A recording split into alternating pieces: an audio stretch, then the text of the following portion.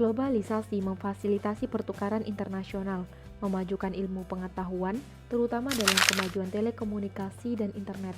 Meskipun internet mempermudah akses informasi, konten sosial media tidak selalu positif, dapat menyebabkan dampak negatif dalam berbagai bentuk konten yang ada. Perkembangan teknologi berdampak pada penurunan interaksi sosial dan budaya individualisme, menimbulkan kebutuhan akan internalisasi nilai-nilai moral.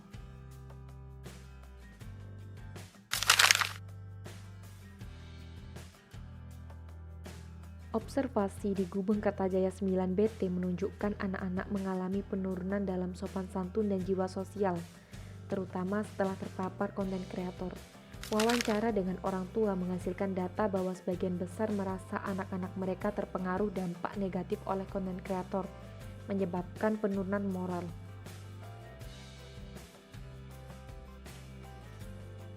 Assalamualaikum warahmatullahi wabarakatuh.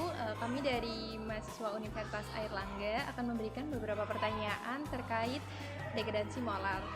Sebelumnya bisa berkenalkan Bapak, namanya siapa? Syamsul Ma'arif Musa dari Takmir Masjid Al-Muslimin, Ketua TPQ Al-Muslimin.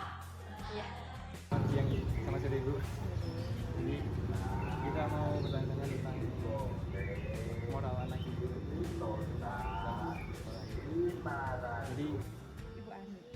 Iya. Kami dari mahasiswa UNER, saya Risma dan ini Fadila. Jadi kami di sini sedang melakukan observasi atau wawancara mengenai degradasi moral. Iya.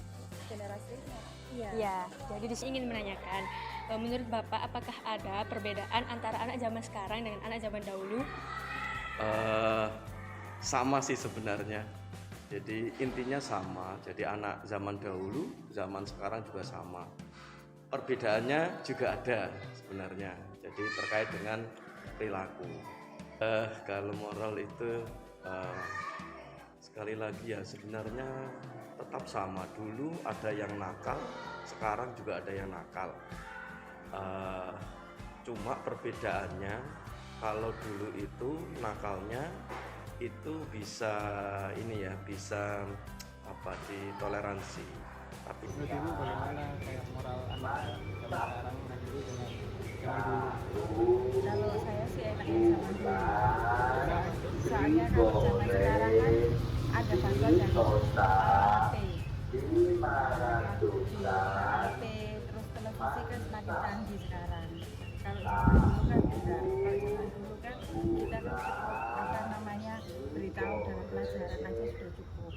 Kalau yang sekarang kan beda jauh.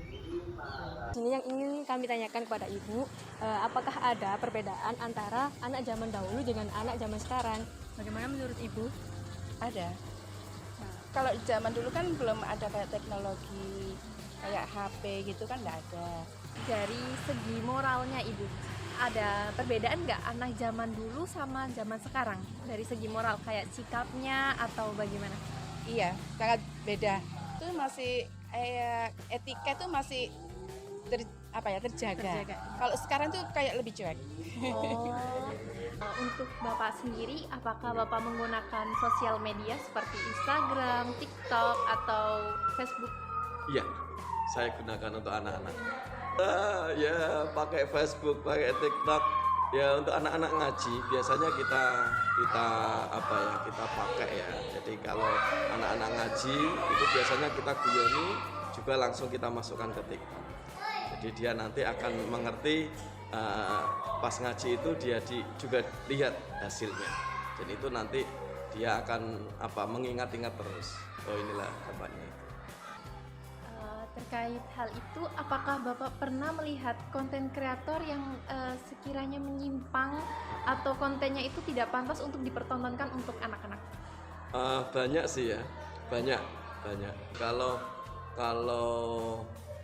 itu kan artinya hasilnya ya. Jadi output dari konten itu biasanya memang rata-rata kalau dia jelek itu biasanya anak-anak juga niru. Jadi teman-teman yang memunculkan atau menampilkan share itu ya otomatis dia akan mendapat pahala jariah kejelekannya itu. Artinya ya dampaknya tetap ada untuk anak-anak. Orang-orang yang ada di sosial media, di TV atau sebagainya itu berpengaruh positif atau negatif buat anak-anak belajar? Kalau sekarang tuh ya Kebanyakan positif kan negatif banget. Iya. apa? Soalnya kan masa apa sekarang kan yang nyangkut politik bukan masalah dari anak-anak. Anak zaman sekarang itu kan banyak ya kayak yang nonton video-video di TikTok gitu. Terus ada nggak kayak ibu pernah melihat secara langsung kejadian yang kurang enak yang dicoba dari konten kreator? Iya ada. Contohnya Live sekarang tuh kan kurang bermolar juga banyak gitu. Kan kadang dipegang sama anakku, kadang kan bisa tahu gitu loh. Kayak kurang bermoral atau apa gitu. Banyak yang live dari itu. Oh, berarti menurut ibu konten kreator itu sangat berpengaruh ya untuk perkembangan anak. Kalau dari Bapak, apa solusi untuk mengatasi hal tersebut? Karena kan Bapak sebagai orang yang lebih tua dan lebih mengerti, apa hal yang bisa mencegah agar anak-anak itu tidak terdampak hal tersebut? Jadi satu solusinya kita kembali kepada pada Al-Quran dan hadis. Sebagaimana agama kami, agama Islam, tentu karena Muhammad diutus oleh Allah adalah buistu liutamima makarimal akhlak. Saya diutus oleh Allah untuk menyempurnakan budi pekerti manusia. Nah, oleh karenanya itu yang kita tanamkan kepada anak-anak. Jadi anak-anak di sini, anak-anak yang ngaji biasanya kita tanamkan perilakunya harus bagus. Gitu. Saya lebih senang murid satu yang bagus daripada murid yang banyak tapi dia ugal-ugalan. Itu. Jadi intinya yaitu buistu liutamima makarimal akhlak. Terakhir dari kalau solusi dari Kalau solusi saya ya mending kalau saya ya terima kasih juga dibantu sama televisi, ya kita bantu juga dengan kita sendiri gitu. Kemudian dari kami, terima kasih atas waktunya Bapak. Maaf mengganggu waktunya. Wassalamualaikum warahmatullahi wabarakatuh. terima kasih Bu. Iya, terima kasih ya. Semoga anaknya jadi memenuhi harapan Ibu. Amin. Terima kasih ya. Terima kasih. Iya. Dari kami, makasih ya Bu atas waktunya. Maaf mengganggu waktunya.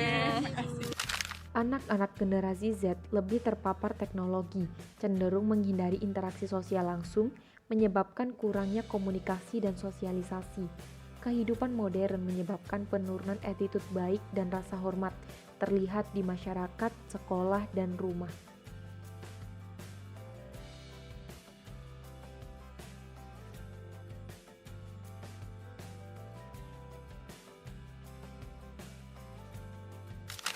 Hasil field study menunjukkan dampak negatif konten kreator terhadap moral anak-anak. Konten berbahaya seperti hoax, penipuan, dan prank dapat merusak moral anak-anak, membutuhkan pengawasan dan edukasi dari orang dewasa. Harapan agar studi ini meningkatkan pemahaman dan mengurangi dampak negatif konten kreator yang tidak sesuai dengan norma masyarakat.